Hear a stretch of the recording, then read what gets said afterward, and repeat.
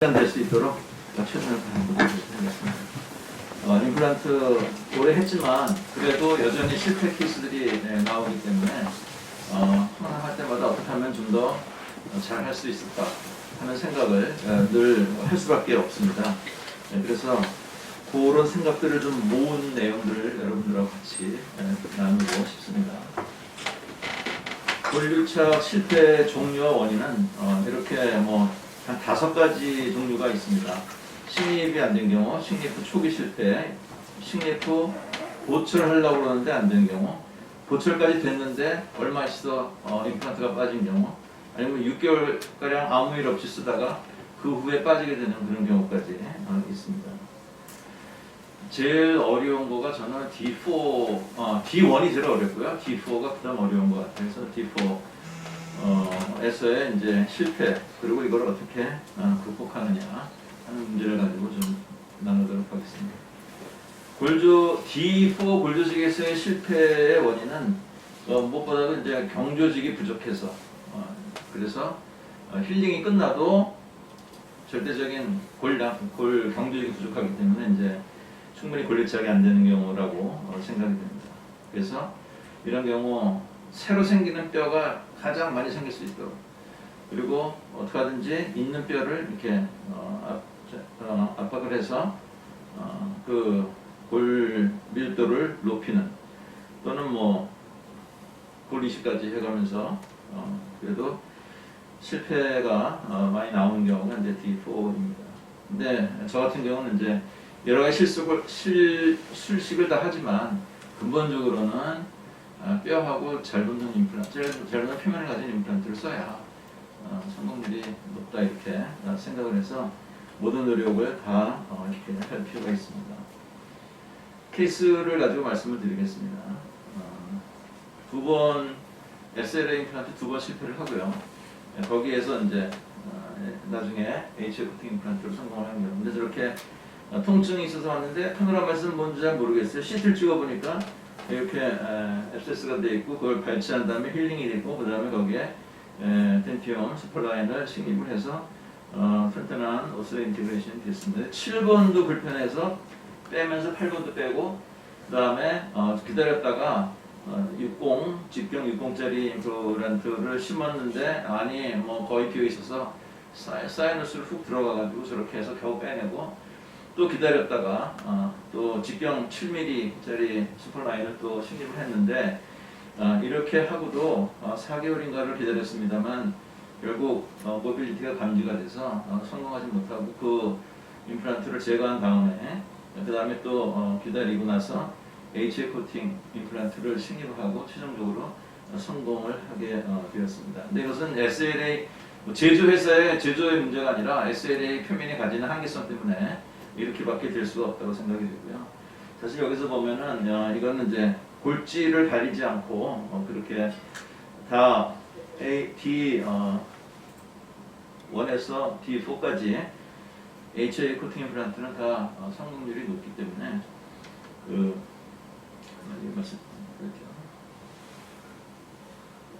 D1에서 초록의 HA 코팅 임플란트도 보라가 SLA non-HA 코팅 임플란트입니다. 그래서 D1에서도 물론 HA 코팅이 성공률이 높고, D2에서도 높고, D3에서 높고, D4 여기서 통계는 갈수록 D4 non-HA 코팅 임플란트는 뼈가 물러질수록 성공률이 떨어지는 것으로 이렇게 되어 있습니다.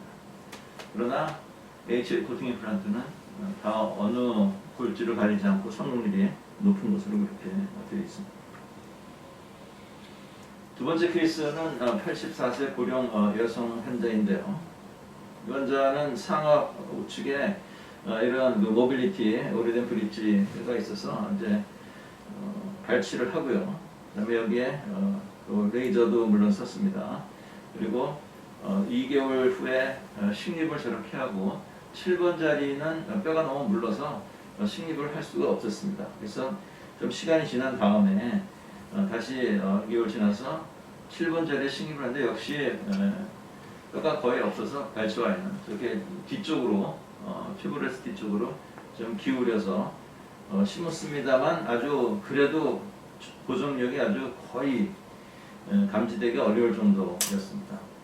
그래서 이제 요 7번짜리 거는 이제 제거를 해야 되겠구나, 실패됐구나. 그래서 제거하기로 하고 환자한테 설명하고 다 했는데 여름에 코로나 사태 그래서 환자가 잘 오지를 못했어요. 그리고 이 더운 여름이 다 지나가가지고 10월 달이 됐습니다. 10월 달이 돼서 오셨길래 아이고 그동안 괜찮으셨어요. 좀 이제는 제거를 하셔야 되겠습니다. 라고 환자분이 앉으셨는데 보니까 그게 다 옷소리 들게 돼 있어요.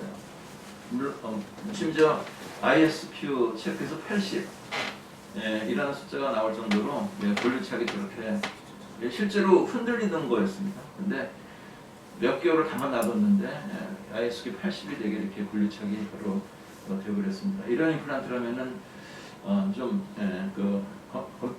잘만 활용한다면 좋은 결과를 많이 갖고 올 수 있겠죠. 그래서 다 이렇게 해서 도처를 다한테 마무리했습니다.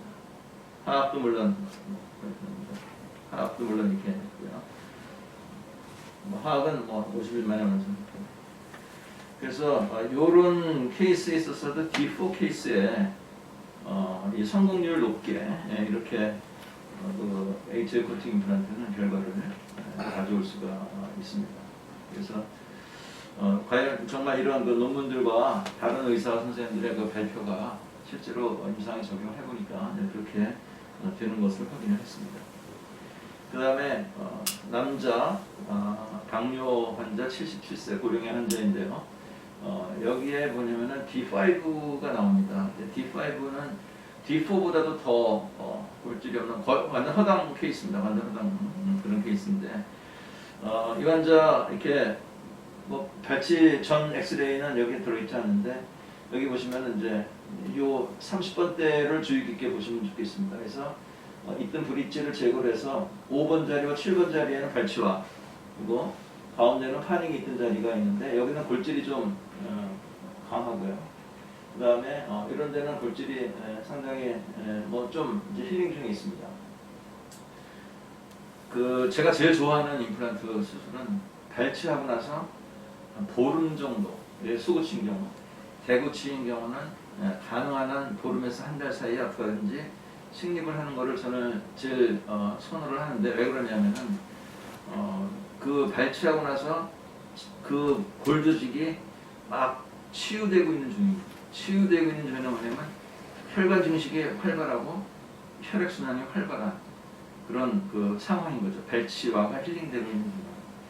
네, 저희가 다들 아시는 대로 임플란트는 뼈 속에 임플란트가 식립이 되고 난 다음에 그 임플란트가 그 자리에서 골류착이 되기 위해서는 신생골 형성이 활발하게 일어나야 새로 만들어진 뼈가 임플란트를 꽉 붙잡아야 임플란트의 성공률이 높은 것이죠.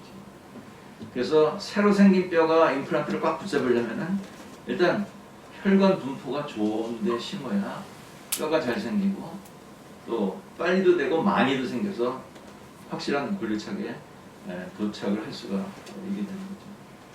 그래서 이런 발치하고 나서 얼마 안 된 경우는 정말 잘 붙고 정말 성공률이 높은 거죠. 그래서 이 환자는 당뇨도 있고 또 멀티플 케이스고 해서 이제 가이드를 써서 수술을 했습니다. 수술을 했는데 이런 식으로 이렇게 했었죠. 여기는 발치와 자리고 여기는 파닉이 있던 오래있던 자리입니다. 그런데 이게 가이드지만 이제 저도 아직 테크닉 모자라서 가운데 이제 저렇게 됐어요. 근데 사실 가이드도 정확하게 잘 쓰지 않으면 그 결과가 그렇게 꼭 잘 써야 되는 거죠. 그런데 가운데 오히려 뼈가 단단했던 곳에 얘가 과열로 인해서 이제 아마 실패가 됐습니다. 그래서 2달이 지난 다음에 임플란트를 결국 제거할 수밖에 없었어요. 물론 아까 말씀드린 대로 이렇게 발치한 지 얼마 안 된 자리는 아주 튼튼하게 잘 그렇게 힐링이 지속이 되고 있었죠. 그래서 이 부분을 이제 어떻게 해야 되나 하나 더 식립을 해야 되겠는데 하면서 당시 제거한 날은 너무나 당황한 나머지 제가 이거를 제거하면서 다른 환자들 제거하면서 그 환자의 컴플레인을 제거하기 위해 그냥 이 임플란트만 제거하고 안에 있는 유가조직 같은 걸 완전히 다 제거하지 못했어요. 그리고 환자는 됐습니다. 근데 2달 후에 가서 식립을 해야 되는데 생각이 난 거죠. 아, 유가조직 제거가 확실하게 안 됐었는데 지금 안이 어떨까. 그래서 식립하기 전에 안에 열고 휠에서 해보니까 조금 양의 소프트 티슈들이 이렇게 만들어졌어요. 그래서 수술은 해야 되는데 밑이 굉장히 구멍이 커진 그런 상태였습니다. 그래서 이 상태에서 이제 식립을 하면서 이 초기 고정을 얻을 자리가 밑이 허당이기 때문에 초기 고정은 이 입구에서 어떻게 살살 얻어야 되는 그런 상황이었죠. 그래서 초기 고정력이 보면 저게 3뉴턴 이하라는데 사실 측정할 수 없는 숫자죠. 아주 손으로 살짝 걸쳐놓고 그 다음에 이 환자 혹시 어디 뭐 넘어지시거나 아니면은 어떻게 빨리 걷다가 이게 어떻게 밑으로 푹 빠지지는 않을까 걱정할 정도로 아주 살짝 걸쳐놓은 거였습니다. 그리고 이쪽 지역에 다른 주위에서는 CT로 이렇게 확인해 보면은 주위에 거의 뼈가 비어 있는 상태, 위에만 딱 걸려 있는 상태. 이런 경우 이제 완전 허당 D4인데 이렇게 해놓고 봉합을 해놓고 그렇기 때문에 이건 깊이를 못 심었어요. 한 거보다 저렇게 해놓고 봉합해놓고 그냥 5개월을 묻혀놨습니다. 근데 5개월 후에 보면은 이 여기에서 뭐죠? ISQ가 여기서 84가 나왔어요. 5개월 후에 2차 수술을 하면서. 그러니까 밑에 완전히 블러드 클러스로만 둘러싸인 이 임플란트가 그것도 뼈하고의 갭이 굉장히 떨어져 있고 블러드 클러스 주위에 많은 그런 상태였는데 5개월을 물론 더 빨리 될 수 있으면 저도 이제 조심스럽고 해서 5개월 후에 2차 수술을 하면서 측정을 해보니까 동의도가 84가 나왔거든요. 그러니까 D4를 지나서 D5 완전 허당인 경우에도 이 HA14 임플란트는 이렇게 성공할 수 있는 그런 임플란트라고 말씀을 드릴 수 있어요. 그래서 파이널 세팅까지 이렇게 해드렸습니다. 그래서 이 D4 실패해서 D4에서 실패한 것은 극복하는 건 경조직에 어떻게 하든지 그 확장을 하든지 뭐 요즘 뭐 덴사바를 쓴다든지 뭐 고리직도 거기에 있는지 여러 가지 노력을 해서 가능한 경조직의 양을 늘리고 그 다음에 또 있는 똑같은 조건이라면 뼈가 잘 생겨서 잘 결합할 수 있는 그러한 그 조건을 만드는 임플란트를 선택한다면 저희가 최고의 결과를 가져올 수 있는 그런 그 조건을 만들 수 있지 않나 이렇게 생각이 됩니다.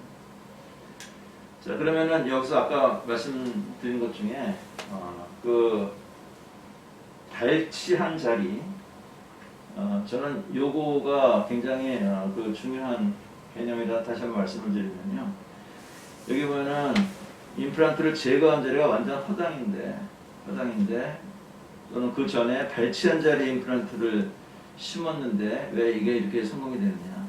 아까 말씀드린 대로 임플란트 식립할 때 골질의 분류는 칼미시 선생님이 제안한 대로 D1에서 D4까지 골 밀도에 따라 경조직에 따라서 구분을 하셨는데 사실은 제가 아까 말씀드린 대로 임플란트 식립 후에 예후는 경조직이 얼마나 많았냐 적었냐보다도 식립 당시에 그 조직이 얼마나 조직이 활성도가 있느냐 얼마나 조직이 활력이 있느냐에 따라서 식립한 임플란트 예후가 결정이 된다고.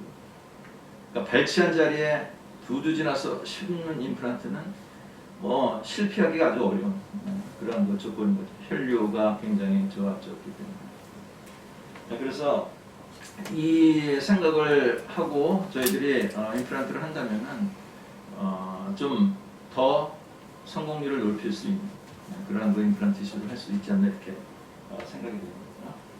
아마 여기에서도 완전 허당 블러드로만 차 있는 데서도 새로운 그 티슈들이 거기서 이제 그 가골 이런 것들이 생기면서 얼마나 많은 혈관들이 발달했겠어요.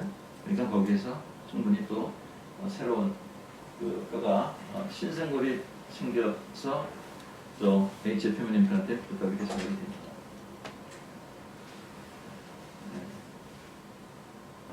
그래서 보온 임플란트 컨택이 높은 임플란트, 또 높은 표면적을 가진 임플란트,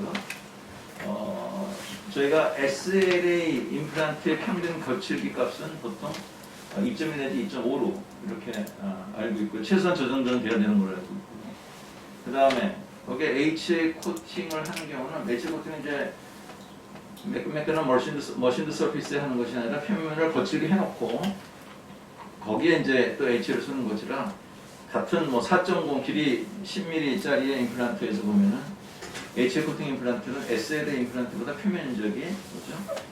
조도가 4.0이 넘어가기 때문에 이 HA 코팅 임플란트는 SLA 코팅 임플란트보다 표면적이 약 2배가 더 넓은 걸로 이해를 할 수가 있습니다. 표면적이 2배가 넓어요. 페리 임플란트 서피스가 표면적이 2배가 넘으면서 지금 여기 이 골 접촉 면적을 보면 지금 저 까만 것이 이 회색 중간 회색보다 지금 더 많은 양으로 접촉하고 있는 것을 볼 수가 있습니다. 그래서 SLA 똑같은 4.0의 10mm 임플란트 하더라도 표면적에 2배가 차이가 있고 2배가 차이가 있는데 SLA 서피스는 60% 약간 넘는 평균적으로 접촉을 하고 있는데 2배 넓은 HA 임플란트는 거기서 80%가 넘는 면적에 접촉을 하고 있다 보니까 이거는 비율로 따지면은 상당히 더 많은 뼈로 HA 임플란트를 둘러싸게 된다. 이렇게 말씀을 드릴 수가 있는 것입니다. 그래서 지금 단순히 60% 80% 비례라 이거에 곱하기 2를 해야 HA 임플란트 서피스의 접촉 면적이 되게 되는 것이죠. 그만큼 이 HA 코팅 임플란트는 저는 여기 왼쪽 뒤에서 내려가는데 초록색이어야 되는데 어서 오세요. 보통 D4 골드 중에서 임플란트를 심었다 그러면은 왼쪽처럼 이 그래프는 저희들이 많이 있거든요. D4이기 때문에 초기 고정력이 많이 없어요. 그렇지만 그 고정 뼈는 내려가고 그다음에 신생골이 SLA에서 이렇게 저기 신생골이 생기는 속도보다는 HA 코팅 임플란트에서 신생골이 생기는 속도가 2배가 빠르기 때문에 급격히 신생골이 생겨버리고 뭐 이건 어차피 SL이나 HA나 똑같이 초기 고정력에 기여했던 뼈들은 이제 줄어들게 되겠죠. 그러면 이걸 합쳐보면은 HA 코팅 임플란트는 요만큼 여기 요 정도로 가야 되는데 여기서부터 이렇게 해서 이거와 함께 같이 급격하게 신생골 형성이 되는 것이죠. 그러나 SL에서는 이제 그렇게 되지를 못하고 나중에 돼도 SL에는 좀 낮은 뼈가 형성이 되지 않는 거죠. 그럼 이제 D4 내지 D5에 대한 말씀을 이제 마무리하고 D1 가장 치밀한 골조직에서 실패한 중내와 극복에 대해서 말씀드리도록 하겠습니다. 아까 제가 말씀드린 기초 심으려고 하는 자리에 피가 얼마나 잘 돌고 있느냐 이걸 항상 기준으로 생각을 해본다면 D1이라고 하는 뼈는 일단 혈액순환이 별로 없는 데죠. 피돌기가 별로 없는 데죠. 그러니까 상당히 신생골 형성이 잘 안 되는 뼈다 이렇게 생각합니다. 그리고 기존의 뼈가 단단하기 때문에 강하게 고정을 할 수 있지만 초기의 고정에 기여한 뼈들은 다 없어지는 거로 되기 때문에 자 D1에서 빡빡하게 심었다. 그러면 초기 고정에 기여한 뼈는 다 없어버리고 혈관은 없기 때문에 신생골은 잘 안 생긴다. 그러면 이게 실패밖에 할 수 없는 거죠. 그래서 D1분에서 임플란트 고정을 절대로 강하게 하면 안 되는 이유가 뼈는 잘 안 생기면서 있던 뼈는 다 없어지기 때문에. 그래서 이런 뼈에서는 이런 혈관 분포가 적고 뼈가 잘 안 생기고 그 다음에 또 압력이 발생하면 쉽게 컴프레션 네크로시스가 생기기 시작합니다. 약간 부드러운 뼈는 약간 강해지면 뼈가 밀리면서 물러나기 때문에 압력을 많이 받지 않지만 단단한 뼈는 조금만 고정해도 뒤로 물러날 여유가 없기 때문에 표면에 압력을 많이 받거든요. 그래서 D원본에서는 절대로 압력 줘서 최고점을 높여서 수술하면 안 되는 이유가 있습니다. 그리고 혈액 순환을 높이기 하기 위해서는 뭐죠? 수술 전에 미리 레이저라든지 또 LED 이런 LLLT 치료를 하면은 일단 혈액 순환을 가능한 한 더 좋게 해놓은 상태에서 수술을 할 수가 있습니다. 그리고 이왕이면은 같은 조건이면은 혈관 증식에 관여하는 HA 코팅이 되어 있는 임플란트 쓰는 게 아주 없는 피에서도 혈관을 만들 수가 있고. 자, 여기 나중에 논문 소개를 해드리겠지만 HA 코팅 표면은 인체에 들어가고 나서 그 주위의 뼈에 HA가 이렇게 녹아 들어가면서 거기에 신생 혈관 형성에 기여한다는 논문이 2016년도 더 셀에서 발표를 했습니다. 그래서 추가 보철물에 HA 코팅된 임플란트는 본래 삽입되면 그 주위에 혈관 증식을 먼저 일으킵니다. 혈관 증식이 먼저 일어나면은 그 다음에 신생골 형성을 위한 많은 영양분들이 공급되기 때문에 훨씬 더 좋은 조건에서 분리척이 일어나게 되겠죠. 네, 그리고 이 손으로만 식립할 수 있을 정도의 그 와동을 크게 가지고 헐겁게 넣어서 그 먼저 있던 뼈 중에 그 로스가 되는 걸 최대한으로 방지를 하고 거의 손으로만 식립할 수 있을 정도로 넓게 이렇게 하면 되겠습니다. 그리고 레이저 역시 도움이 되고요. 자, 옛날에 이런 임플란트, 실린더 타입의 임플란트가 있어요. 제가 처음에 임플란트 31년 전에 시작할 때 이거를 했는데, 자, 실린더 임플란트를 어떻게 하겠습니까? 처음에 이거 할 때 연수 받으면 이걸 업앤다운을 잘하라 이렇게 했어요. 요렇게 왔다 갔다 하면 구멍이 커지니까 요렇게 왔다 갔다 하게 잘해라. 그래서 가능한 한 프레스핏 되게 이렇게 하라고 이렇게 연수를 받았어요. 그런데 뭐 처음 배워서 하는 사람이 얼마나 이걸 해주겠습니까? 제가 해보면 너무 쉽게 후룩 들어가는 케이스도 있었고, 뭐 조금만 강한 뼈는 조금만 저스트 피스를 해도 이게 잘 안 들어가는 경우가 있어요. 조금 어쩔 수 없이 또 넓히고 넣어야 되는 경우. 그러니까 실린더 타입은 우리 지금 스크류 타입 임플란트처럼 그냥 이렇게 들어가 박히는 고정력이, 초기 고정력이 전혀 없는 임플란트. 근데 표면에 HA 코팅이 되어 있는 임플란트죠. 그래서 이 환자 이런 임플란트 쓸 때 할 수 없이 임플란트와 뼈 사이에는 갭이 생길 수밖에 없는 것이죠. 그런데 지금 31년 전에 제가 저거를 시술했는데 지금도 팔로우업 하는 케이스들, 몇 케이스를 보면 그렇게 아직도 뼈 안에 지금 그게 혈압을 잘 유지하고 이렇게 있어요. 상압, 하압, 여기는 지금 하압만 나와 있는데 상압이 이렇게 있습니다. 아주 낮은 고정력으로 넣어서 권력차기 다 되고 장기간 안정적으로 있는 것이죠. 자, 여기에 지금 SLA 같은 경우 2번 실패해서 성공한 바이콘으로 했는데 성공했어요. 바이콘. 지금 하악입니다. 하악에 보시면은 맨 왼쪽에 저렇게 단단한 뼈에 3개 식립을 했는데 어떻게 양쪽 끝에 2개는 이제 5번, 7번 자리는 권력차기에 성공을 했습니다. 근데 지금 여기 이따 제가 말씀드리겠지만 저 5번의 본레벨을 보세요. 지금 뼈 속에 거의 다 들어갔습니다, 지금. 그리고 7번 같은 경우도 디스탈한 뼈 속에 지금 들어가 있어요. 하늘이 가까워서 조심해서 하다 보니까 저렇게 됐는데, 자, 6번 자리에 보면은 저 맨 왼쪽에 하악에 아래 보시면은 저 임플란트가 이제 골리차기 실패가 해서 흔들려서 빠졌어요. 왜냐면 이제 D1분에서 아까 말씀드린 그런 이유로 인해서 이제 주위에 본이 녹으면서 컴프레션 네크로시스라고 저는 생각이 듭니다. 아마 저 과일이라면 더 크게 본이 날아갔겠죠.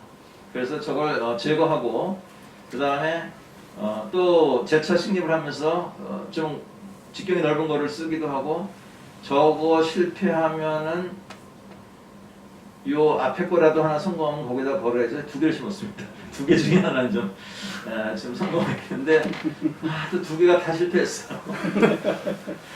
이 D1번에서 워낙 혈관이 없으니까 신생골 형성이 안 생기는 거예요. 신생골 세뼈가 안 생기기 때문에 아무리 저걸 이렇게 약한 형으로 심게 뭐 해서 넣어놔도 이게 안 되는 거죠. 또 이렇게 돼버렸어요.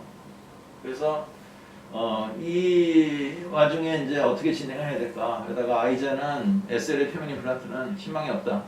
HL 코팅. 근데 HL 코팅 임플란트도 이게 너무 좁으니까 이거 긴 임플란트도 안 되겠다. 그러면 바이콘 타입으로 가는 수밖에 없겠다. 그래서 저렇게 바이콘 타입으로 식립을 했습니다. 자, 바이콘 타입은 아시는 대로 그냥 구멍 크게 열고 그냥 쑥 넣는 거잖아요. 저거 식립하고 나면은 임플란트하고 뼈하고 사이에 갭이 넓어요. 그럼 근데 저 임플란트를 저렇게 헐겁게 심었는데 이처럼 유착이 돼가지고 지금 몇 년 됐죠? 지금도 너무너무 잘 쓰고 계세요. 그러면은 도대체 뭐가 다르기 때문에 바이콘 타입의 임플란트는 뭐가 다르기 때문에 똑같은 뼈에서 계속 실패했던 SLA가 이렇게 성공할 수가 있겠느냐. 그건 아까 말씀드린 대로 너무나 혈관이 없는 뼈에서 이 HA 코팅이 되어 있는 임플란트는 먼저 혈관 증식을 일으켜가지고 혈관을 생기게 해놓고, 그러니까 딱 어디 뭐죠? 그 점령하면 뭡니까? 제일 중요한 도로를 빨리 뚫어놔야지 물자도 못 굽대고 뭐 하고 그래가지고. 그러니까 이 HA 코팅 임플란트를 가면은 그 신생물 형성에 필요한 물자들이 공급되는 길을 먼저 만들어 혈관 증식을. 그 다음에 왁 생기는 신생골이 여기에 들어붙게 되는데, 요 나사의 깊이를 보면 이 SLA 표면의 임플란트가 나사 깊이가 더 깊어요. 그러니까 뼈가 더 많이 자라 들어가야 되는데, 그럼에도 불구하고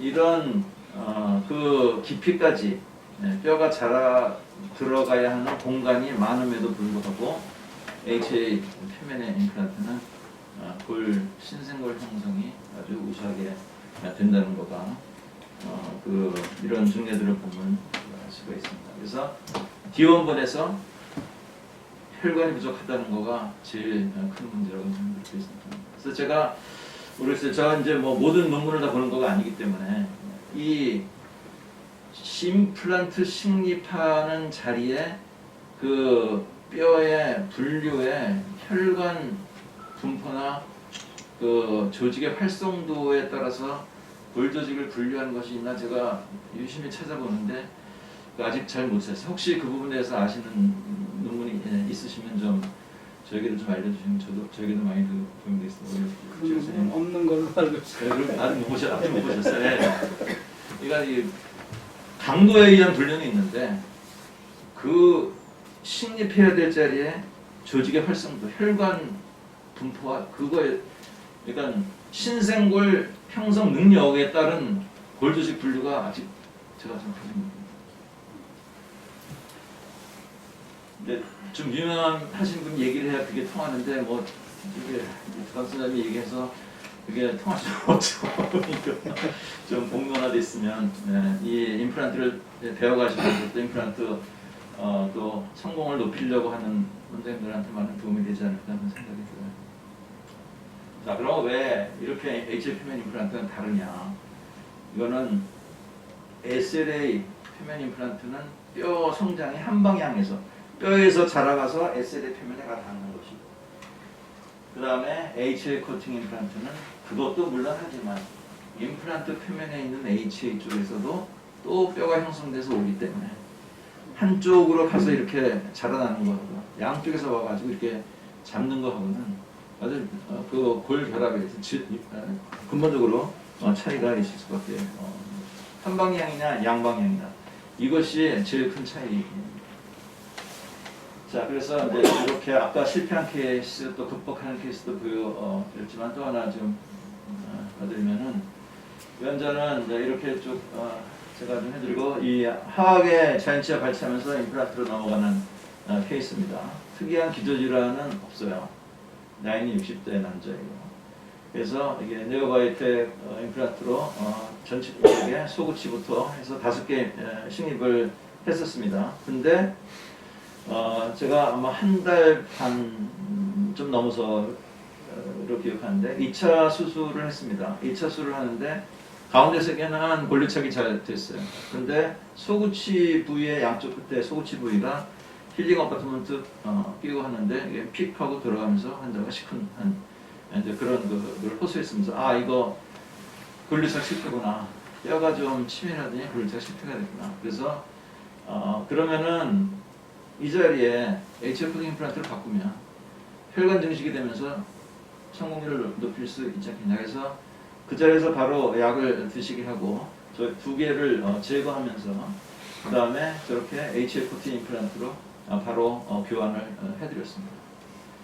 물론 뺐을 때 보니까 안에서 피도 별로 흐르질 않아요. 그런데 그래도 HFT는 코팅 임플란트는 이 조건 안에서 그래도 SLA 표면보다는 훨씬 나은 결과가 있으리라고 그렇게 기대를 하면서 두 개를 심었죠. 자, 근데 이 두 개가 나중에 어떤 결과를 가져갔냐면은 자, 여기 보시면은 이제 1월 21일이에요. 1월 21일.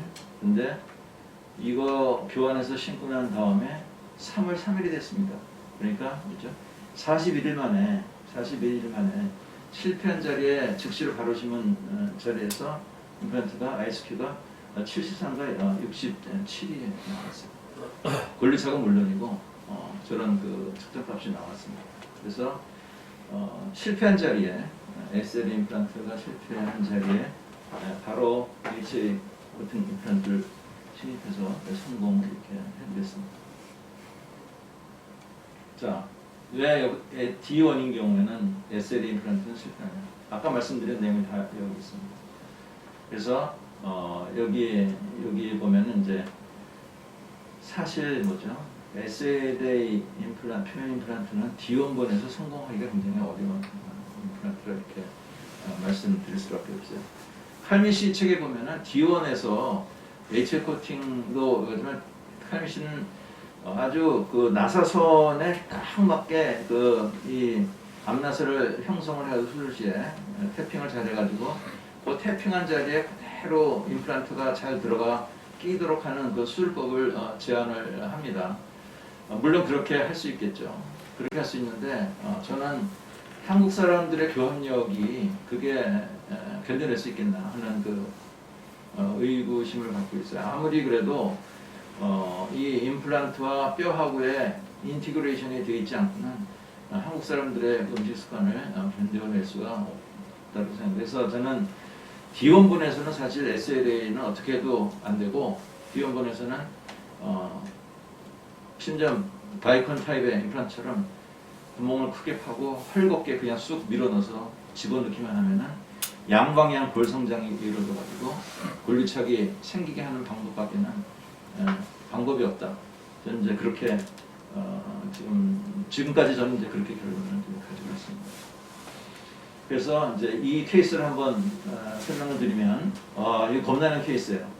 여기 보면 이제 너무 오랫동안 염증을 하면서 뼈가 저렇게 단단해졌죠. 그래서 제가 이 환자분을 딱 뵙는 순간에 물론 HF 코팅 임플란트 해야 되지만 이 환자는 좀 겁이 난다. 이 뼈 속에 혈관이 얼마나 있겠습니까, 정말. 그 작은 혈관 가지고 어떻게 임플란트를 힐링을 해서 골리착을 일으킬 수가 있겠습니까? 그래서 저 발치를 하고요. 얼마나 걸려서 발치화가 힐링이 되는지 이제 관찰하기 시작을 했습니다. 9월, 11월, 그 다음에 이제 해를 넘겨서 1월에 와가지고 4개월 지나서 소견이 들었습니다. 굉장히 발치와 힐링이 느리게 진행이 되고 있는데 이 정도 속도면 힐링은 되니까 유착 능력이 강한 임플란트를 심으면 될 수 있겠다.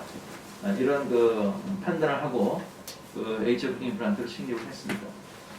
식립할 때 말씀드린 대로 아주 헐겁게 그래서 이 지금 4.5 직경의 임플란트를 심었는데 그 수술 세트 안에 있는 5.0 드릴 한 단계 높은 드릴까지 드릴을 하고 그 다음에 손으로만 약하게 초기 고정을 이렇게 했는데 실제로 해보면은요 5.0 회사마다 차이가 있지만 5.0 식립하기 위한 드릴이 되게 직경에 한 4.8 뭐 이렇게 7, 8인가 이렇게 되죠 아마. 근데 그 드릴로 하고 여기 4.5 이렇게 집어넣으면은 이 굉장히 빡빡한 경우도 있어요. 그래서 이게 굉장히 정말 저항이 강한 편은 저는 5.0 드릴로 하면서도 약간 무식하게 약간 트위스트를 이렇게 해서 약간 더 헐겁게 5.0 드릴 하면서 약간 이렇게 축을 흔들어 가지고 약간 더 크게 하고 그 다음에 한 단계 나서 4.5 이걸 돌려끼기도 하고 어떤 때는 약간 훅 들어가기도 하고 이렇게 합니다. 초기 고정 아무 의미가 없어요. D1번에서는 그렇게 해서 묻어두면 그러면 안에서 뼈가 생기게 되어 있습니다. 양방향 먼저 혈관을 증식시키고 그 다음에 양방향 골성장을 하면서 강한 골결합이 이루어지게 되어 있습니다.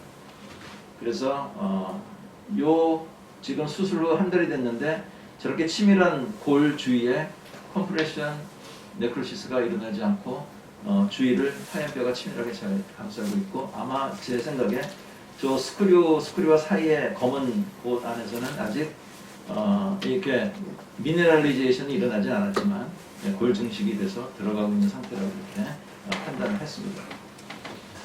그래서 나중에 이렇게 수술 후 4개월 만에 돌다리도 두들겨가면서 이 아이스큐 측정값이 80이다 넘는 거를 확인하고 이제 보초를 했습니다. 그래서 이 더군다나 또 깊게 심었습니다. 깊게 심은 임플란트 플랫폼 위로 저렇게 골 조직이 타고 올라가서 임플란트 위까지 감싸는 그런 영상을 보여주고 있습니다. 자, D1 골 조직 임플란트 치료 과정은 이렇게 절대로 저렇게 빡빡한 데서 압력 발생하면 안 되고요. 흡수돼 버리고 아까 말씀드린 얘기죠. 최소한의 압력을 발생시키면서만 고정하는 손으로 하는 힘이 대개 한 10N 정도로 저희들이 얘기를 하죠. 그래서 그 정도 힘으로만 고정하고 더 이상 측방 아래 절대로 더 발생하면 컴프레션 네크로시스 오기가 아주 딱 좋은 뼈입니다. 그리고 같은 말씀이고요. 죄송합니다. 그 다음에 이제는 그렇게 집어넣은 공간에서 뼈가 생겨서 이제 양방향 성장해서 달라붙게 된 것이죠. 그래서 왼쪽은 SLA 표면 또는 RBM 표면 임플란트로서 식립 직후에 뼈와 임플란트 사이에 생기는 거기 오스에 뼈가 생겨서 뼈와 임플란트가 이제 결합이 되는데 이거는 이제 오세오 인티그레이션이라고 저희들이 보통하고 그 다음에 이렇게 표면에 어떤 생체 적합 물질이 있어서 결합된 경우 바이오 인티그레이션. 그래서 칼슘과 인의 그 작용이 중요하다. 바이오 인티그레이션이라는 오세오 인티그레이션과는 다른 그런 개념의 골결합니다. 이게 이제 아까 말씀드린 2010년도 셀 논문에서 요 칼슘 포스페이스가 혈관 증식을 도모한다는 것이 보고된 D1에서는 그럼 이 우리가 그래프를 보면 어떻게 되냐? D1에서 뭐 초기 고정력을 높여서 이렇게 할 수는 있어요. 그러나 보시면 신생골 형성이 너무나 느리기 때문에 뭐 어떻게 성공한다 하더라도 최종적으로 뼈 임플란트를 둘러싸고 있는 뼈의 양과 질이 HA 코팅을 둘러싸는 뼈의 양과 질과 질적으로 차이납니다. 똑같이 심을 수 있어요. 그러나 똑같이 심다 하더라도 그 밑에서는 경고성이 다른 것이죠. 그러니까 저는 이걸 왜 아까 임플란트 실패 5가지 종류가 있다고 말씀드렸는데 식립 후 보철 치료가 끝난 다 씹기 시작을 했는데 6개월, 1년 된 다음에 임플란트가 훌쩍 빠지는 겁니다. 심지어는 4년, 5년 지나서 식립하다 그냥 임플란트가 툭 빠지는 경우가 있습니다. 그것은 뭐냐면은 이 임플란트와 뼈와의 씹을 수는 있는데 결합은 약하기 때문입니다. 씹는 힘을 겨우 견디고 있는 중이었죠. 철봉을 매달리긴 다 매달렸는데 튼튼하게 잡고 있는 사람이 있고 힘이 없어서 겨우겨우 잡고 있다가 한 6개월 지나서 1년 지났는데 힘이 없어가지고 철봉을 놓치면은 임플란트가 빠지게 됩니다. 그와 같이 임플란트가 힐링이 돼서 씹기 시작을 했는데 그러면 이제 우리는 안심이다 성공했다 그러지만 그러나 볼유착의 퀄리티가 어느 정도냐에 따라서 6개월 후에도 빠질 수도 있고 1년 후에도 빠질 수도 있고 심지어는 5년 지나서도 빠진 케이스들이 논문에 그 보고가 되고 있습니다. 그래서 볼유착의 퀄리티를 최대한으로 높이는 것이 우리의 그 성공을 높이는 방법이라고 생각합니다. 그래서 골질을 가리지 않고 HFT 임플란트는 성공률이 다 높은 것 다시 강조해도 지나치지가 않습니다. 이 말씀은 뭐냐면요. 초보 선생님들에게 이 임플란트가 굉장히 접근하기 좋다는 실력이 많이 경험이 없는 분들이 그저 이거를 7개만 심어놓으면 거의 대부분 다 성공한다 이렇게 생각하시면 되는 임플란트. 그리고 저는 임플란트의 식립 깊이가 굉장히 저는 중요하다고 생각하기 됩니다. 식립 깊이는 깊이 심어놓은 임플란트 치고 나중에 문제되는 경우들이 뭐 거의 없다고 보시면 됩니다. 그래서 이제 이렇게 왼쪽에 발치 즉시 제가 이렇게 발치를 보고 나중에 이런 걸 생각이 심한데 좀 부족했어요. 저렇게 뭐 노출이 되고 염증은 오면서 환자가 불편해서 결국 다 제거하고 나중에 심을 때 저렇게 아주 그냥 깊이 뼛속으로 그냥 깊이 넣어버렸습니다. 아주 뭐 여태까지 안정적으로 다 이렇게 잘 깊이 심는 거는 아무리 강조해도 지나치지 않는다 생각이 듭니다. 임플란트를 뼛속으로 깊게 심으면 이거는 바이오로직 위드스가 이렇게 여기서부터 임플란트가 심은 깊이까지가 바이오로직 위드스가 되기 때문에 깊이 심을수록 이 바이오로직 위드스는 넓어져서 훨씬 더 안정적으로 될 수밖에 없는 것이죠. 임플란트 주위염 발생 가능성이 그만큼 낮아집니다. 그러면은 깊이 심는 거의 장점은 그것 이외에 또 무슨 장점이 있냐? 심리적으로 좀 짧게 심으면은 이런 보철 파트가 잇몸 위로 오기 때문에 보철의 그 옵션도 굉장히 줄어들고 공간이 적기 때문에 보철의 옵션을 깊이 하면 깊이 모든 파트를 집어넣어서 이머전스 이런 거 좋게 이렇게 해석할 수가 있어요. 그 다음에 또 마지널 보너스가 적어지는 거가 이건 뭐 상당이고요. 또 여러 가지 임플란트 노출을 또 피할 수 있고 특히 이제 버티컬 디멘전이 좁은 경우는 깊게 심어야 보철을 더 용이하게 할 수가 있습니다. 그리고 이건 그냥 상당히 중요한데 깊이 심으면 교합력이 피질골에 전달이 잘 안 됩니다. 교합력이 피질골에 전달이 잘 안 된다는 얘기는 마지널 보너스가 그만큼 적게 온다는 것이죠. 그래서 깊이 심고 특히 이 HL 코팅 임플란트 제가 쓰는 거는 뭐 오스텐과 똑같은 TS3랑 똑같은 제인데 깊이 심으면 그만큼 본매로 안에서 볼 형성이 일어나고 교합력은 본매로 안쪽에서 전달이 되기 때문에 보너스가 잘 안 오게 됩니다. 네. 또 심지어 저 위로 증식돼서 덮어버리는 것도 이만큼 안정적이기 때문에.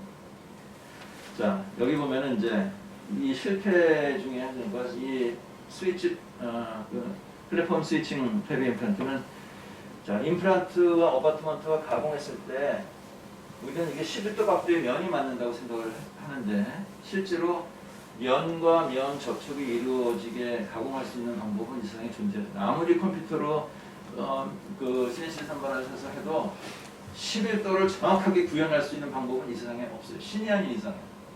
그렇기 때문에 임플란트 가공할 때 어떻게 가공을 하냐면은 요 픽스처는 11도보다 조금 어바트먼트는 11도보다 조금 낮은.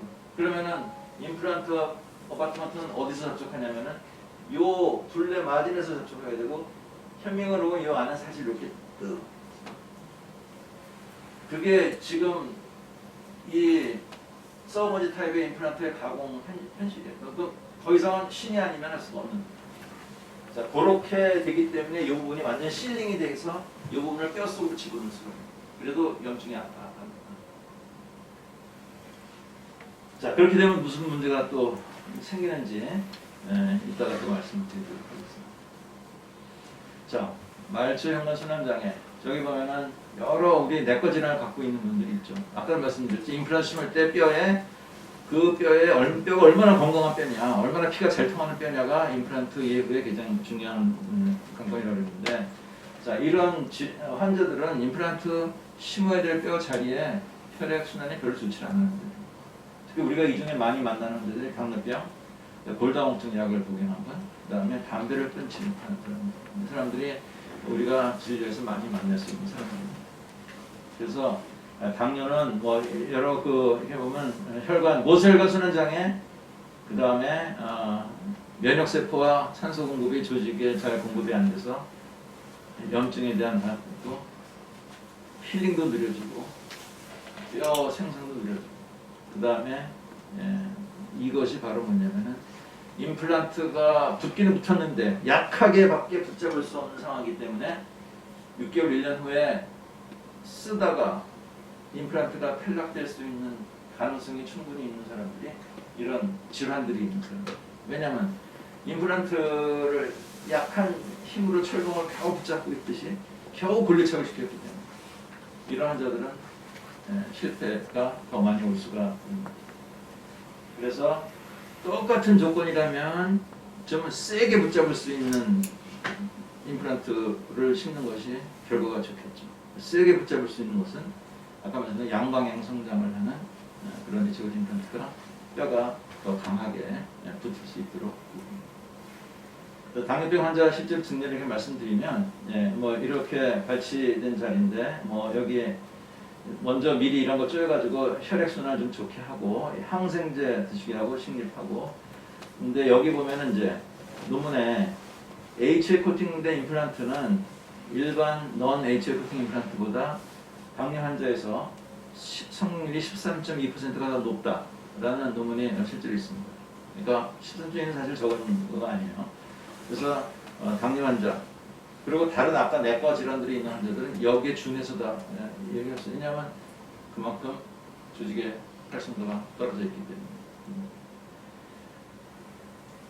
그 다음에 뭐 부정통 이렇게 다 레이저하고, 그래서 깊게 심은 거 염증 가능성을 최소한 줄이기 위해서 깊게 심었고, 그래서 여기 이제 이렇게 이런 보철물을 해서 이렇게 치료를 꺼냈습니다. 자, 상당히 무서운 소식이 하나 있는데, 이게 지금 17년도 이야기예요. 계약과 다른 임플란트 시술을 해서 감염을 초래해가지고 폐혈증이 와서 뇌망경까지, 그리고 다른 병원에 빨리 리포를 해야 되는 의무까지도 하지 않은 치과 의사가 당한 일인데, 여기 피고는 2억 3,900만 원을 배상하라고 이렇게 판결이 났어요. 여기서 뭐냐면 당뇨 환자라는 걸 알면서도 혈당 조절과 이런 거에서 무관심했고, 그 다음에 우리 보통 네이버에요. 당뇨 임플란트 이렇게 보면 거기에 다 나오면 당뇨 환자 조절되면 일반 환자와 똑같이 시술할 수 있다는 뭐 그런 문구도 있고, 굉장히 당뇨에 대해서 가볍게 생각하는 경향들이 아직 많이 있어요. 근데 똑같이 시술하더라도 의사가 해야 될 주의를 한 거하고 안 한 거하고는 혹시 법적 문제가 생기더라도 자기를 보호할 수 있는 그런 것들이 될 수가 있다는 거죠. 이 주의를 기울이는. 그래서 이런 내용들이 경종을 울리고 하는 내용들인데, 그러면 당뇨병 환자는 어떻게 하면 되겠는가? 제가 16가지의 수칙을 만들었어요. 그래서 요거 내용들을 쓰지 마시고, 이 내용들은 이게 전체가 아니라 중요한 내용들은 글자들은 제가 PDF 파일을 해가지고 이메일이나 카톡 남겨주시면 제가 내용들은 다 보내드릴게요. 여기서는 이해만 하시고 쓰시느라고 너무 그렇게 하지 마세요. 그래서 여기에 이렇게 이거 하나하나씩 다 볼 겁니다. 또 이렇게 해서 16개. 그 중에 노란 것들은 좀 중요한 것들 이렇게 16가지 해보면 이게 혈당. 여기 보면은 당화 혈색소가 중요한데 10 정도까지는 우리가 수술할 수 있는 범위로 볼 수 있어요. 그리고 평균 혈당 240까지. 그 다음에 항생제 복용하는 건 아주 중요한 거고요.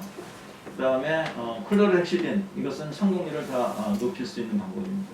그리고 스트레스를 감소시키기 위해서 꼭 오전에 수술하는 거, 뭐 환자 컨디션이 좋을 때 하는 거 중요하고요. 그 다음에 출혈 최소화하고 창성부위 최소화하기 위해서 최소 심습, 또 무절개 또는 디지털 가이드에서 작은 외상을 가지고 그 다음에 또 저속으로 삭제함으로 외상을 적게 하는 방법으로 하는 거가 좋다.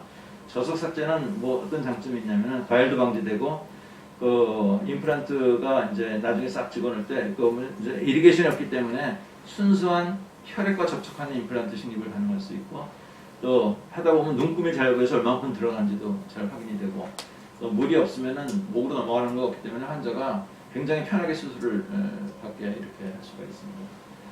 저는 환자 한 명 수술할 때마다 제가 갖고 있는 목표가 뭐냐면 이 환자가 나에게 치료받고 감동을 받아서 이 환자가 반드시 주위에 있는 사람 한 분을 모시고 오게 하자. 이게 한 분 한 분 제가 대할 때마다 그 기울이는 노력. 저는 사실 뭐 다들 하신 일고 다 모르는데 뭐가 차이 어떻게 하는지 거기서라도 차이를 좀 내서 이렇게 하려고 하는데요. 좀 어차피 우리 죄송한 말씀입니다. 우리 다 언제든 다 저희도 병원 경영하고 병원하니까 경영에 대한 말씀 안 드릴 수가 없는데 제가 코로나가 시작이 되기 직전에 HIV 임플란트를 써서 지금 제가 거의 99%가 이걸 하고 있는데 아까 같은 노력 있죠. 더 간절하니까 이제 한 분마다 말 한마디도 더 하고 설명도 더 하고 이렇게 이분이 반드시 꼭 가족이나 친구를 모시고 올 수 있게 그렇게 하는데 저희가 코로나 지금 2020년 병원 규모가 2019년보다 더 성장했어요. 그러니까 환자분들은요 좋은 데를 찾아요. 좋은 데 찾기 때문에 저희가 좋게 하면 환자들은 오게 돼 있다고 이렇게 생각합니다. 그래서 이제 본치 체험하고 작은 외상 있고 이렇게. 그다음에 저혈당이 술증 올 수가 있는데 그때 주스라든지 설탕, 사탕 같은 거 이런 거 해서 막 떨고 이럴 때 좀 그다음에 높은 BIC 갖는 거. 자, 당뇨동물에서는 BIC가 똑같은 임플란트 심어도 당뇨동물은 뼈가 잘 안 생긴다. 결국 그겁니다. 그러니까 잘생기는 임플란트를 심으면 그만큼 보상이 될 수 있습니다. 그래서 아까 이거 말씀드렸습니다. 그 다음에 당뇨 환자의 정액시는 14.2% 이것도 아까 말씀드렸고요. 아까 이렇게 양방향 성장을 하는 거가 이렇게 양방향이죠. SLA, HF. 자, 이거 실제로 HF 코팅된 그 임플란트, 고외 굴리착 소견인데 저렇게 디자인 있는 거를 심어서 D4, 근데 제가 좀 무리하게 심리 50일 만에 그 2차 수술을 했어요. 상하에서. 근데 처음엔 괜찮다가 나중에 우리 이철 원장님이 보철 진행하다가 이게 약한 거를 수술한 사람은 알지만 이제 보철을 하시면 잘 모르잖아요. 그러니까 어떻게 힘을 넣는데 픽하고 그래서 이제 빠져나왔어요. 그래서 이거를 제가 사진 촬영을 다 했는데 요 위에 여기는 RBM입니다. 조도가 SLA보다도 높은 RBM이고 여기는 HL 코팅된 여기에 뼈가 생긴 거 보세요. 넌 HL 코팅은 50일 뼈가 별로 한 방향 성장을 하면서 아직 가지도 않았을 것 같아요. 여기서 뭐죠? 안에서 또 성장이 나오는 뼈가 있기 때문에 HL 코팅 표면에서는 50일에서는 이런 모양을 보이게 되는 거죠. 그래서 저는 식립할 때마다 이 임플란트가 들어가서 안에서 어떤 과정을 거칠까를 생각을 하면서 수술을 하는데 그때 이 장면을 자꾸 연상을 해요.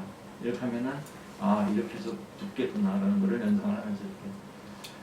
그래서 바이오 인티그레이션 하면은 저 왼쪽은 SL인데 현미경으로 들여다보면은 간극이 존재합니다. 그러나 바이오 인티그레이션은 간극이 없는 화학적 결합하는 임플란트예요.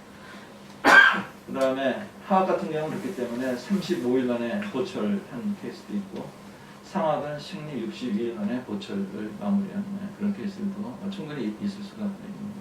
그래서 저는 하악은 2차 수술 동의도 측정을 한 달부터 하고 상악은 동의도 측정은 2달부터 합니다. 그래서 나오면 바로 보철로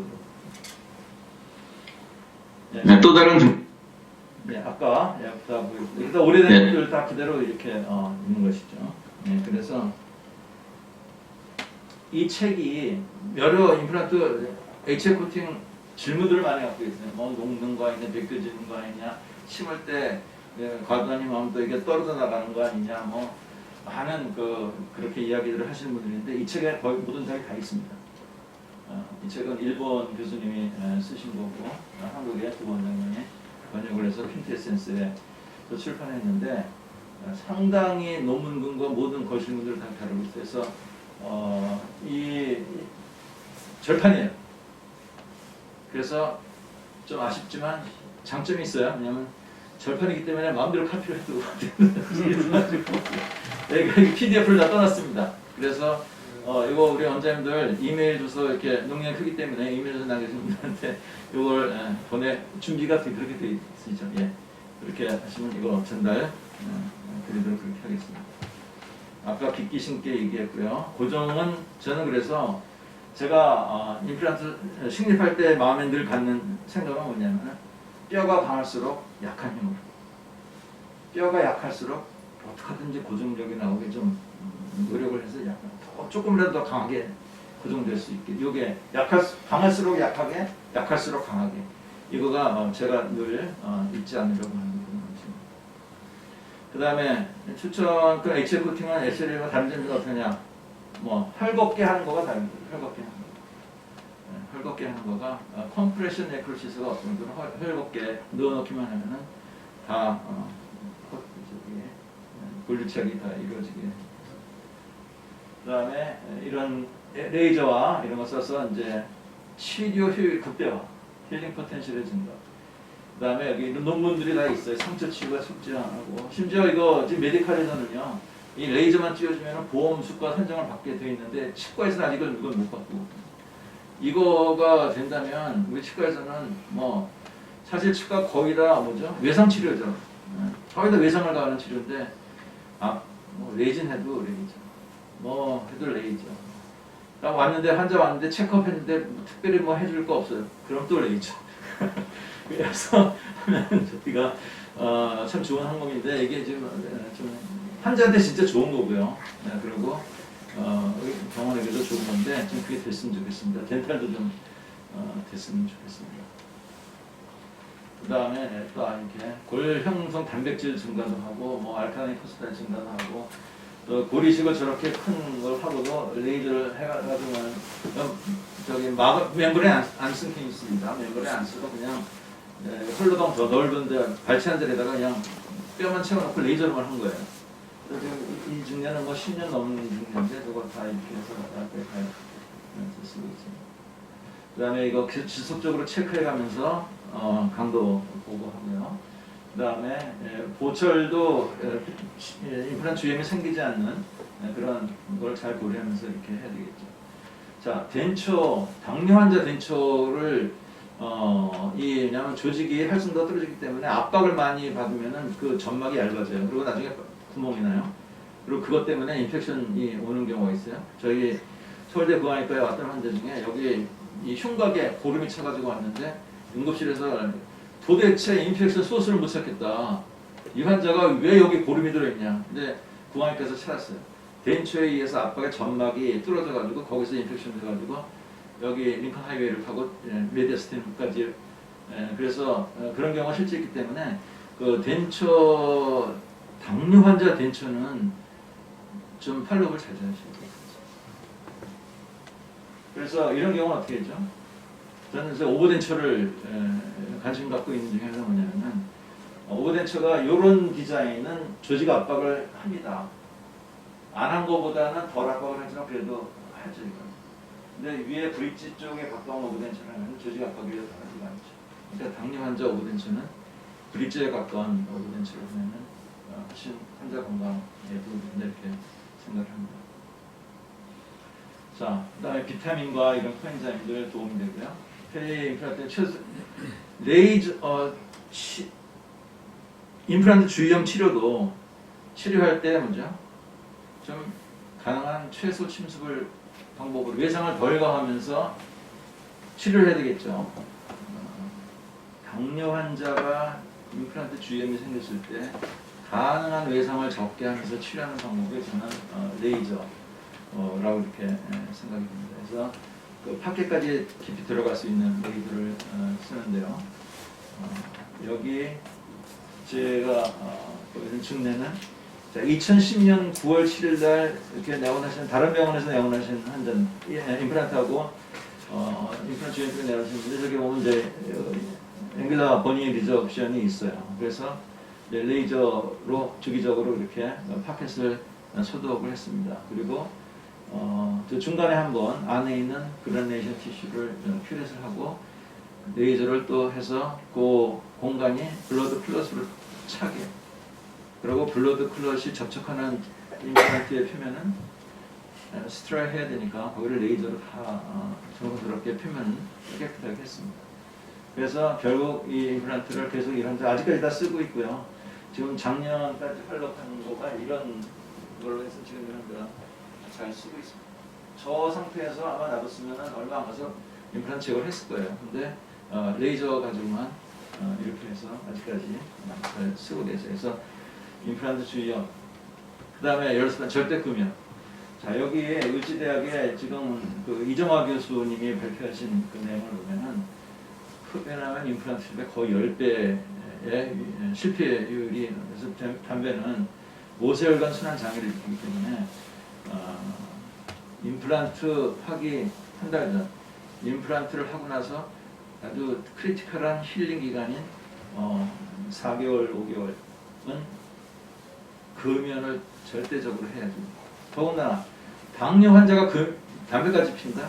이거는 완전히 뭐 당뇨뿐만 아니라 다른 내과적인 질환이 있고 상태가 안 좋은 사람이 담배까지 핀다? 연세가 높으신데 당뇨는 아니더라도 연세 높으시면 조직이 훨씬 더 떨어지거든요. 왜 담배까지 피신다? 그러면은 임플란트 성능이 갈수록 떨어지는 거죠. 그래서 저희 병원은 이제 당뇨 전문 클리닉이라는 걸 할 때 이렇게 뭐 하여튼 붙여놨습니다. 당뇨 환자분들에 대해서는 아까 같은 16가지 수칙을 가능한 한 최대한 지키면서 그거를 하려고 해서 좋은 치료하려고 노력을 하고 있는데, 그 중에서 반드시 꼭 우리가 수술될 거는 기억해야 될 것은 최소 절개 수술, 그 다음에 가능한 가이드 사용으로 아주 작은 창상으로, 그 다음에 표면이 칼슘과 인이 코팅돼서 분류착이 되려면 저런 임플란트, 이것이 당뇨 환자를 위해서 이런 16가지 중에 얼마만해도 우리가 그렇게 노력을 기울였다면 아까 같은 만약에 법적인 문제가 생길 경우에도 의사의 책무를 다한 것들이 보인다면 상당히 고려가 될 수가 있는 것이죠. 그 다음에 많이 우리가 얘기되고 있는 임플란트 파절에 대한 실패인데, 이거는 사실 뭐 좀 심각해요. 이게 뭐 진짜 이게 환자가 잘 몰라서 아이고 10년 쓰시면 오래 쓰신 겁니다. 뭐 하나 또 새 걸로 하시려고 그러면은 요새 환자분들은 그냥 뭐 그렇다고 이제 동의하시는 분들이 많이 있는데, 사실은 저희가 좋은 치료하면은 이런 일이 생기지 않게 할 수가 있어요. 그래서 이런 경우들은 지금 제일 큰 문제가 뭐냐면은 재질의 문제예요.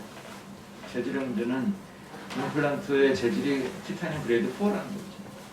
그레이드 4라는 재질은 거의 알루미늄 같은 거예요. 그러니까 그런 소프트한 그 재질인데, 거기 재질에 우리 한국 사람처럼 정말 무지막지막하게 씹어대는 사람들이 거기에, 그것도 옛날 같은 익스트라 헥스 같으면 면대면이기 때문에 그래도 많이 구조상 얇은 것은 없는데, 더군다나 구조의 문제, 이렇게까지 깊이 파고 여기다 이거를 측방으로 흔들어대는데 지금 이 얇은 거가 어떻게 견디는 얘기는 그것도 뭐냐면 여기에 아까 말씀드린 임플란트 가공할 때 여기서 접촉한다고, 여기서 접촉. 면대면 접촉이 절대 아닙니다. 여러분들 그 무슨 뭐 템포러리 크라운을 했든 어바트먼트든 이제 아니면 오랫동안 뭐 환자 입안에 있다가 제거가 됐다 해서 어바트먼트를 유심하게 보세요. 요 부분이 어바트먼트가 이렇게 샤이니 서피스. 자, 그러면은 이게 막 자꾸 흔들어요. 그럼 여기서 어떻게 되겠습니까? 조금씩 벌어집니다. 조금씩 벌어집니다. 근데 스크류를 완전히 타이트하게 하지 않으신 원장님들은 이거 하다가 이게 풀려가지고 더 빨리 나오면서 중간에 헥스가 걸려가지고 여기서 어버트먼트 부러지기도 하고 그 다음에 스크류가 여기서 부러지기도 하고 자 어버트 크라운이 흔들려서 봤더니 스크류가 부러졌다. 근데 두 가지가 있어요. 첫 번째 뭐냐면 부러졌는데 밑에 들어있는 스크류가 활용한 경우가 있고 안에 스크류가 빡빡하게 박혀있는 경우가 있어요. 자 그럼 빡빡한 경우는 어떤 걸까요? 타이트하게 스크류를 했는데 여기서 너무 벌어지다 보니까 이거는 꽉 붙잡고 있고 여기서 움직이다 보면 여기가 부러지는 거예요. 가지고 나가면 요거는 타이트하게 붙어있기 때문에 이건 정말 빼기가 어려워요. 그러나 타이트닝을 잘 충분히 하지 않은 크라운은 흔들리기 시작할 때 스크류도 같이 흔들려서 중간에 걸려서 여기가 부러졌는데 그거는 그냥 헐겁게 걸려있기 때문에 익스플로러라든지 또 스케일러라든지 이렇게 해가지고 하면 빠져나올 수가 있고 오히려 그거는 오히려 부처치가 심한데 부처치가 심한데 근데 쉽질 않아요. 왜? 이게 이미 벌어져 있어요. 그럼 어떤 어바트먼트를 껴서 이걸 맞추겠습니까? 이거는요 부러진 자리에 들어가면 또 부러져요. 이게 이미 벌어져 있죠. 이게 지금 이런 그 인터널 그 아스트라 타입의 임플란트의 약점이 근데 더군다나 이걸 좀 재질이 약한 거가 한국 사람한테 좀 큰 문제예요. 저는 이 직경 5mm 임플란트에서도 파절은 안 됐지만 이렇게 돼가지고 스크류가 부러져서 안에 꽉 박힌 케이스가 많지는 않지만 좀 있어가지고 정말 골치고 이거 할 수 없어요. 픽서 제거할 수밖에 없어요. 그레이드 4 임플란트는 측방압이 굉장히 약했죠. 그래서 지금 이런 걸 쓰려면 사실 뭐냐면 측방압이 가지 않도록 어떻게 도처럼 설계를 잘 해야 돼. 꼭 멀티플립 경우에만 이렇게 한다든지. 싱글인데 이 크라운이 긴 경우 있죠. 보온 레벨이 낮아서. 그런데 4.0짜리 SLA 표면 임플란트 그레이드 4짜리 하나 심어놓고 긴 어바트먼트에 크라운을 했다. 이거는 그냥 쥐고 흔들기 때문에 여기서 금방 벌어집니다. 그러니까 그 여러 가지 이 어떤 일이 생길까에 대한 거 고려했는데 그레이드 4 임플란트 재질이 제일 큰 문제라고 이렇게 생각합니다. 자 그럼 어떻게 이거를 배치해서 해놓냐? 재질을 강한 걸 쓰면 되는 거죠. 재질을 강한 거 쓰면은 그레이드 5 우리 쓰는 임플란트 모든 회사들이 어바트먼트는 다 그레이드 5이고 픽스처는 그레이드 4예요. 그레이드 5와 그레이드 4, 스크류는 그레이드 5. 자, 그리고 그 상태에서 그럼 픽스처까지 그레이드 5를 하면 훨씬 강하게 되지 않겠냐? 물론 그렇죠. 근데 그레이드 5는 SL의 표면을 못해요. 아무리 때려도 그만한 거칠기를 만들 수가 없어요. 그레이드 5에서 오스에 들어야 될 만한 거칠게 만들려면은 생산비가 너무 많이 들어요. 그러니까 지금 우리가 몇만 원에 사는 그 임플란트를 그레이드 5를 만들 방법이 없어요. 그게 지금 우리나라 임플란트 산업에 지금 그 딜레마고 우리 원장님들이 고스란히 또 안아야 되는 문제들이 바로 여기입니다. 그래서 그러면 재질을 강하게 하든지 아니면 구조를 바꿔서 이걸 갖다 두툼하게 하든지. 그래서 구조를 바꾸려면은 이따가 강의에서 우리 최동주 박사님이 설계하신 윙 임플란트 같은 거가 취약지구를 보강한 그런 임플란트가 돼요. 그 다음에 티슈 레벨의 임플란트는 올라와서 두껍게 만들기 때문에 그렇게 약하고 그 다음에 또 고철 길이가 짧아지기 때문에 측방을 좀 덜 가게 할 수 있다는 그런 구조를 해결하는 방법들이 있죠. 같은 재질 안에서도. 그래서 이러한 그 임플란트 파절에 대한 대책은 저희들이 갖고 있어야 된다 이렇게 말씀드립니다. 자, 그래서 그레이드 4와 5의 차이, 인장 강도 558mm. 이게 거의 1.7배. 그 다음에 이거는 항복점도 지금 거의 자, 이런 그 강도를 유지하고 있는 그 그레이드 5는 그래서 그 그레이드 5 표면 SLA만큼 거칠게 그 고가로 때리고 거기다가 또 고가의 HF 코팅을 또 입힌 겁니다. 그래서 제가 외제 HF 코팅 임플란트를 쭉 써왔지만 사실 이거는 상당히 고급이에요. 진짜 생산비가 많이 들 수밖에 없는 고급이고 환자에게 좋은 결과를 보장할 수밖에 없어요. 제가 보험에서도 보험 청구에서도 이 HF 코팅 임플란트 14만 원대를 해주지 정부에서 정부가 HF 코팅 14만 원을 보장합니다. SLA는 지금 7만 원 넘어요. 네, 그래서 이런 그 강도가 있는 임플란트를 쓰는 거가 아니면 디자인을 개선하는 임플란트 쓰는 거가 중요하다고 생각합니다. 자, 그래서 오버덴처도 지금 실패를 많이 하는데 오버덴처 얘기하면 원장님들이 먼저 아이고 그냥 오버덴처 납니까? 왜 그래요? 아 그렇잖아요. 그게 뭐냐면 오버덴처로 실패를 많이 했기 때문에 그렇습니다. 오버덴처 왜 실패가 많냐? 왜냐면 여러 가지 이런 그런 것들이 있는데 자, 저는 제일 가장 한 게 뭐죠? 저렇게 여의도 같은 그 물은 땅에도 저 높은 건물을 짓습니다. 저 높은 건물은 어떠냐? 타일을 많이 받고 견딜 수 있도록 기초를 해놓은 다음에 저걸 질 수가 있는 거예요. 오버덴처 상하건 절대 하지 마십시오. 뼈가 물러서 오버덴처 절대 안 됩니다. 다 뭐 그렇게 얘기하시는 거예요.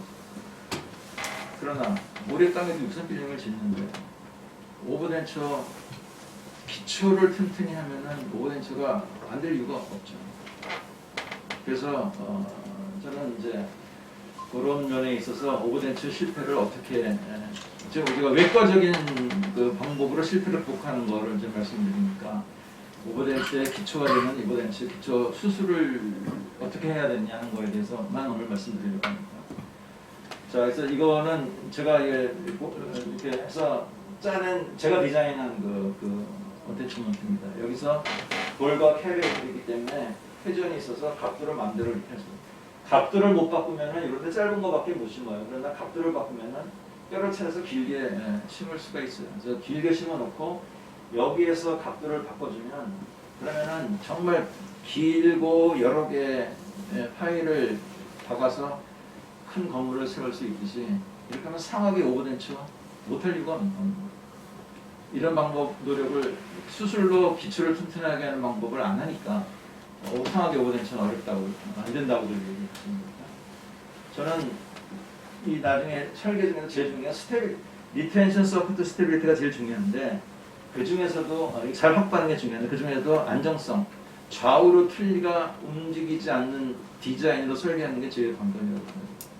왜냐 틀니가 좌우로 밀리면 이게 힘의 몸에 팔이 길어지기 때문에 임플란트나 어태치먼트에 가해지는 힘이 굉장히 커서 실패가 많아집니다.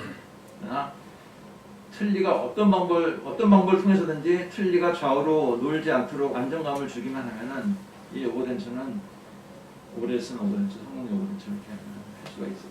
관건은 스테빌리티. 스테빌리티가 좋게 하려면 어떤 거죠? 여러 개를 심는 거죠. 그게 저는 답이라고 생각합니다. 그래서 이런 경우 제가 디자인한 걸 했을 때 이거 뭐 깍두기 뜯으시고도 하시는데 플라스틱 캡이 2년 동안 한 번도 교환 안 하고 썼어요. 그래서 그것도 붙이부만 좀 헐거워서 붙이부를 바꿔드렸고 마지막 부분 5년 지난 엑스레이에서도 마지막 부분 쓰거든요. 물론 저렇게 뼈가 좋으니까 길게 심었고 다른 케이스도 뼈 없는 데면 사이너스 옆을 뭐 튜브로시티, 페라네잘 이런데 뼈를 찾아서 길게 깊게 이렇게 심어서 하고 있습니다. 하악 같은 경우도 절대로 평행하게 심을 수가 없죠. 뼈 있는 곳에 길게 하면 이렇게 작은 볼륨에 이것도 5년 엑스레이 뭐 하악이니까 또 뭐 말할 것도 없이 좋죠 뼈가. 여기서 이제 크라운이 있는 경우 파스라기 하는데 이렇게 부족한 데다 임플란트 심고 3366 위치에서 리텐션 서포트 스테빌리티 얻을 수 있게 그래서 이렇게 고리가 없는 클래스프가 없는 작은 한편의 안정적인 그런 임플란트를 했습니다. 그 다음에 이거를 장점을 살리면은 좋은 게 뭐냐면은 오버덴처도 이미디얼 로딩이 가능하다. 그런 말씀입니다. 지금 이 환자가 상하게 저런 상태로 왔는데 이렇게 해드렸어요. 그래서 오실 때 모습이 이런 상태인데 뭐 리치가 거의 없고 틀니가 저 치아마저 흔들려서 이제는 이 치아가 형편없이 흔들리고 있는 상태였죠. 그래서 저 두 개 다 배치하고 이제 임플란트를 심어서 그 당일날 수술 당일날 바로 피메를 연결해가지고 이미디얼 로딩을 한 겁니다. 30뉴턴, 35뉴턴 정도의 고정력만 나오면 당일 바로 피메를 연결해가지고 당일날 바로 저작하실 수 있도록 해드릴 수 있어요.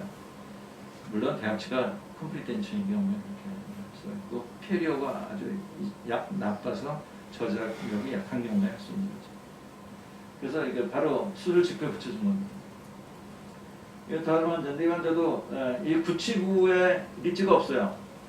컴플리트 텐션의 구치부에 리치가 없는 환자는 마음대로 흔들리는 트릴 환자는 2개 가지고 절대 성공 못합니다. 두 개를 해줘도 스테빌리티가 없기 때문에 리치에서 잡아주는 거 없기 때문에 구치부 리치가 나쁠수록 반드시 꼭 여러 개 심어야 돼서 이것도 바로 이미디얼 로딩으로 하고 수술하고 나서 바로 이걸 바로 붙인 거죠. 4개 다 분리착 성공을 했고요. 네, 지금도 잘 쓰고 계십니다. 이거는 이제 뭐 사이너스 이런 것도 그러면 이제 이건 바를 전치부의 그 바이트 포스 그것 때문에 이제 앞으로도 씹을 수 있게 해서 이제 바를 했는데 바 위에 그 어태치먼트를 저렇게 달아가지고 바의 위에서는 서포트, 바의 측면에서는 스테빌리티를 보장하고 어태치먼트에서는 리텐션을 주고 해서 3개가 다 만족하는 이런 걸 하면은 실패할 수가 없죠. 다만 너무 세게 심어서 플라스틱이 깨지는 거는 뭐 그럴 수 있지만 창하게 오래 참으면 안 된다. 그거는 좀 노력을 안 하고 아까도 나왔습니다. 그래서 요거 같은 모양으로 저런 치료를 이렇게 할 수가 있습니다. 미래의 그런 임플란트는 뭐냐? 자, 우리 임플란트에서 발전하는데 임플란트 작은 크기. 임플란트 심을 때 5.0 심을 때 굉장히 부담되는 거예요. 4.5, 5.0 심다가 4.5만 심어도 수율이 굉장히 편해요. 4.5 심다가 4.0만 심어도 굉장히 수율이 편해요. 조금만 작게 해도 되니까.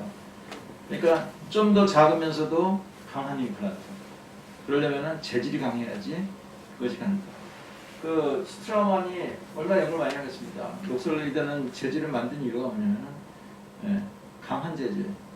작은 임플란트, 가늘고 짧더라도 힘을 발휘할 수 있는 임플란트를 만들고 있습니다. 지금 말씀드린 그레이드 5, 그 다음에 HA 코팅 임플란트, 이거는 바로 볼륨이 작으면서 재질 자체도 강하고 좀 강력한 표면까지 있는 그런 임플란트가 바로 지금 HA 코팅 임플란트입니다. 그래서 이거는 이제 미래가 원하는 임플란트 쪽으로 이미 벌써 준비가 된 그런 임플란트라고 생각합니다. 아까 말씀드렸죠. 너무나 잘 붙기 때문에 초보자들이 그저 빡빡하게만 심지 않으면 다 성공하는. 빡빡하게만 그냥 헐겁게 해서 쑥쑥 넣어놓기만 하면 다 성공하는 임플란트가 바로 HA. 바이코니 그런 임플란트. 헐겁게 해서 쑥 넣으면 다 성공하는 임플란트. 똑같은 재질의 똑같은 표면인데 헐겁게 해서 바로 집어넣어도 다 성공합니다. 자, 그래서 초보자 이렇게 요거가 제가 말씀드린 거고 내용들을 다시 한번 써머리가 보면은 이렇게 해놓고 그 다음에 힐링 어바트먼트를 끼지 않는다는 거. 힐링 어바트먼트가 혀에 닿으면요 혀를 밀고 그 다음에 음식에 닿고 실패율이 높은 그 실패가 된 임플란트는 힐링 어바트먼트를 수술 시에 낀 경우에 실패율이 높아요. 저는 절대로 힐링 어바트를 수술 당일 안 낍니다. 헐겁게 씻고 그대로 그 플랫비스도 그냥 커버 스크린만 올려. 그 다음에 절개해야 되는 경우도 하고 넣고 그냥 봉합해 놓고 힐링 어바트먼트를 1차 수술했을 때 안 합니다. 그리고 레이저 쓰고 측정기 쓰고 해서 내과 질환 이후에 대한 판단과 이런 것들을 이렇게 해서 성공률을 높여요. 그 다음에 제가 아까 말씀드렸죠. 저는 어떻게 하든지 환자가 다른 사람을 소개하게 만들려고 최대한의 노력을 한다. 이게 진짜 굉장히 저에게는 중요한데. 그래서 제일 중요한 건 아프지 않다. 거의 같으니 아프지 않다. 이거가 환자들이 제일 지금 첫 번째로 꼽을 수 있는 거예요. 그래서 어떻게 안 아프게 수술하냐 이제 그 말씀드리면 자 수술의 통증의 원인은 뭐죠? 통증은 압박이 생기기 때문에 통증이 오는 거예요. 압박이 어떤 면 생기냐? 수술할 때 초기 고정력 때문에 생기는 압박, 그 다음에 부어서 하는 압박 두 가지가 있는데, 그 다음에 그런 거죠. 수술 후에 오는 부종이 이렇게 조직 압박하지 않게 하기 위해서는 뭐죠? 최소 심수법 혈곡계 심으면 일단 압박이 생기죠. 그 다음에 임플란트 그 약하게 고정하는 거, 그 다음에 맨 아래 보면 LLH 레이저 이렇게 써가지고 스웨링 되지 않고 바로 힐링으로 들어가요. 레이저를 쓰면은 조직이 부었다가 힐링으로 가는 거가 아니라 바로 3일 후에 나타나는 현상이 수술 직후부터 나타나서 힐링으로 들어가요. 그러니까 붓질 않기 때문에 압박 안에서 안 아프고 고정할 때 세게 고정하지 않기 때문에 압박 안에서 안 아프고, 이거가 지금 통증 환자한테 통증을 감소시킬 수 있는 수술법이라고 이렇게 생각해야 합니다. 장시간 동안 좀 피곤하시고 그럴 텐데 좋은 주말 시간에 이렇게 시간 내주셔서 대단히 감사합니다.